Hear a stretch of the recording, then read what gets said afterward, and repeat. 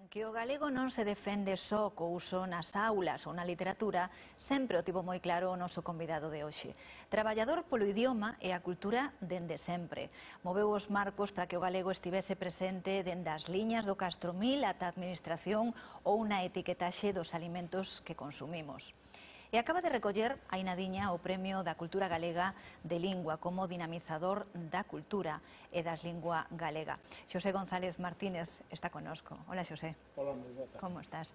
Empezabas alá polo ano 79, non, como impulsor do primeiro servizo de normalización lingüística. 79 non había estatuto, non había clases de galego, non había nada do que temos hoxe. Non había nada, efectivamente, pero eu viña con unha experiencia anterior.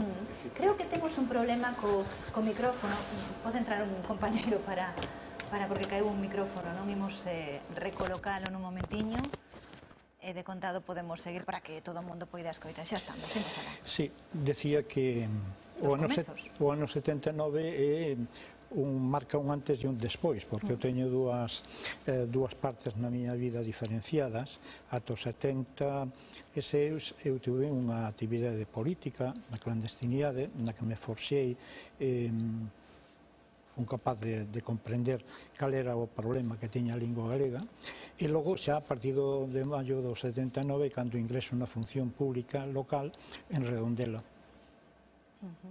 Hoxe, cando falamos antes por teléfono, Xosé dicía, oímos falar de todo o que queda por facer, que é moito, do malo que o hai, pero tamén do positivo que se conseguiu nestes anos, que é moito, non? Eu creo que a xente nova sorprendelle saber que non hai tanto, non había sentenzas en galego, as misas non eran en galego, tantas cousas que non eran. Cales foron eses grandes logros que ti podes lembrar? Pois eu tiven que ver en casi todos eles, non?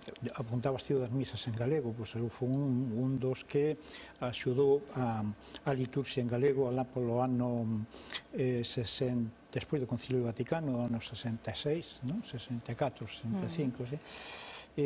Lembrome moi ben como foi o feito. Eu axudei a primeira misa en lingua galega que tivo lugar en San Domingos de Bonaval, un 25 de xullo, non? Hai moitas cousas moi positivas en todo este tempo, non todo foi negativo. O que ocorre que houve unha tendencia a salientar moito o negativo e esquecer o positivo. A xente quedouse ca cantiga do negativo e non admirou, como tiña que admirar, os avances positivos que se foron celebrando.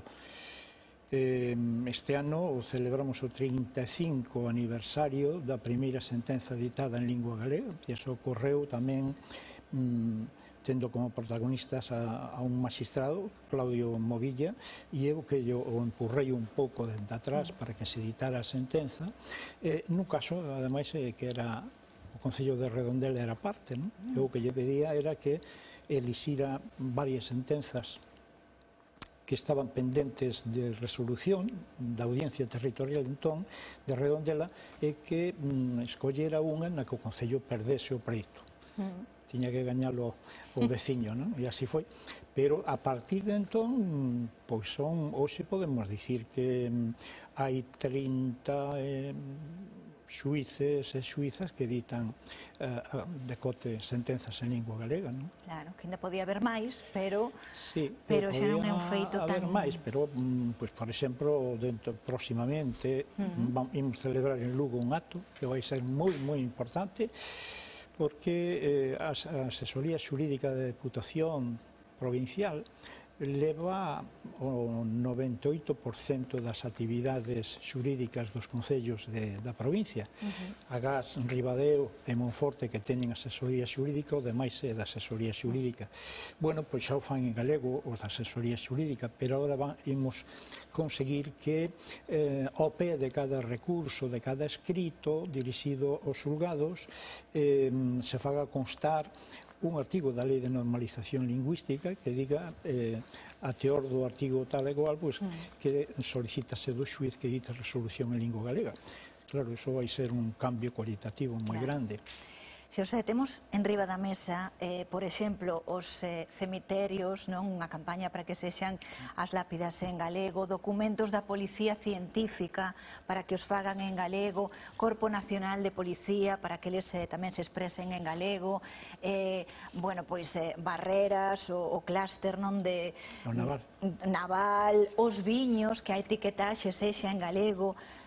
Canto traballo, cantos... É que parece normal. O sea, temos un idioma, ten que estar en todas partes. Un viño. Contábasme unha anécdota moi boa. Se temos os whiskies en inglés coa etiqueta e temos os vermús en italiano, por que hai que convencer os adegueiros de que fagan o viño galego coa etiqueta en galego, aínda que a vendan en Madrid, non? Sí, pois parece imposible admitir que aínda haxa xente que pense que o galego máis alado para dornelo non se poida vender etiquetado. E, en cambio, nunca repararon que nós estamos consumindo produtos etiquetados noutros idiomas aquí.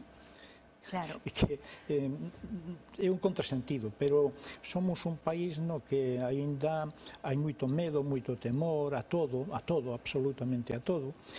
Eu digo moitas veces que se a Santa Compaña desapareceu deste país foi porque a Fenosa puxo pau de luz nos camiños, que era onde aparecía a Santa Compaña. Bueno, pois aínda así desapareceu a Santa Compaña dos camiños, pero hai moita xente que necesita vivir con medo.